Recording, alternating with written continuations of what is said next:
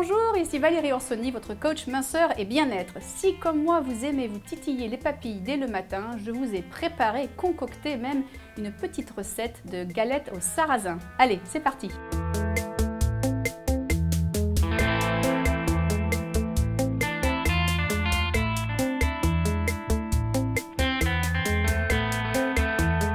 Alors on va commencer par tout d'abord mélanger les liquides, 125 ml d'eau et 250 ml de lait. Alors si on est allergique au lactose, du lait végétal, de riz, d'amande ou noix de coco, fort à l'affaire.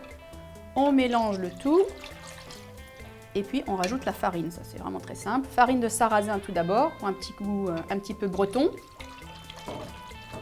On mélange bien la première farine de sarrasin avant de rajouter la prochaine farine qui sera soit la farine de blé classique, soit de la farine sans gluten, quinoa, pommes de terre, maïs, etc.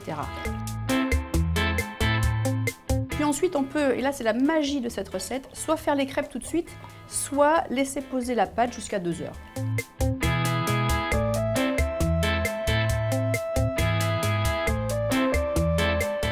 Si vous n'utilisez pas une crêpière pour faire vos crêpes et donc une poêle assez profonde comme celle-ci, je vous conseille de faire une plus petite taille de crêpe pour pouvoir la retourner plus facilement avec la spatule et de temps en temps vous soulevez pour voir si elle est cuite.